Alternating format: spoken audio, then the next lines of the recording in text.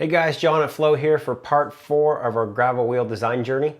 In this episode, we are going to discuss casing tension and a study that we conducted with Union University out of Jackson, Tennessee. So, casing tension. What is casing tension? A quick update. We have an old blog post that you'll be able to check out. But a quick understanding of what casing tension is. If you think of a tire and you think of the structure, there's some nylon on there and some rubber. As you increase the pressure on the inside of the tire, if you pump up a tube, and you touch the outside of the tire, if it's of low pressure, it's squishy. So you have a low casing tension. If you pump it up higher, it becomes harder and you have a higher casing tension. So what's known is if you take a rim that is the same rim and you use the same tire pressure, and the only thing you change is the tire size. So let's say we start with a 23 mil tire and then we pump it up to 100 psi. We're going to get a specific casing tension measurement. That's what tire theory states. If we take the same rim, the same pressure of 100 psi, and we install a 28 millimeter tire, then our casing tension for the larger tire will be higher. If you've ever looked at like a fat bike, or if you've ever looked at mountain bike tires compared to road wheels, you'll notice that your PSIs are much lower. So on some fat bikes, you'll see 2 to 3 PSI depending on the size of the tire. Mountain is anywhere in between 25 to 35 roughly, depending on your tire size. And then road, you get up into the 80s, 90s, 100s, and so on. So we knew that, and the first thing that we wanted to do with our study with Union University was basically prove that we could measure that in a certain way. And what we were doing was something that was new, it was unique, it posed a couple challenges, and so we wanted to just prove a theory that we already knew. So what we did is we took strain gauges. A strain gauge measures the amount of strain in a surface as it deforms.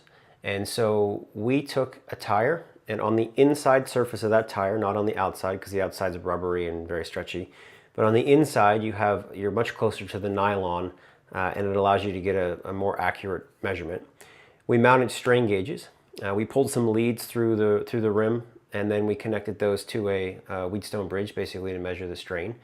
And then what we did is we installed a tube and we inflated the tires. So what we did, the first test was we measured various pressures for a 23 millimeter tire, a 25 millimeter tire, and a 28 millimeter tire, all on the same rim. And if it worked properly, what we would see is that we would see the strain measurement that we took from each one of the tires at a corresponding PSI should stack, where the 23 millimeter tire had the lowest strain, the 25 millimeter tire had the strain that was between the 25 and the 28, and the 28 would have the highest. And what we found is we modeled that perfectly across. So we had proved that mounting the strain gauges inside the tire would give us enough of a starting point to be able to actually conduct the next experiment. We wanted to see if we could prove something else. So the second idea, and what we learned from our tire and height study that we did previously, was we knew that if we kept the tire the same and the pressure the same, but we increased the internal rim width, our tire would get wider. So in theory, if you look at what we learned in the first experiment we conducted with Union University, a wider tire at the same pressure has a higher casing tension. So if we widen a rim and artificially widen a tire of a specific size, in theory, that would increase the casing tension at a specific PSI. So what we did is we took two different rims. We had a standard OE rim with about a 15 millimeter internal rim width, and then we took our Flow 60 carbon clincher, which has about an 18 millimeter internal rim width, and we mounted a 23 millimeter tire and ran both rims through a series of pressures.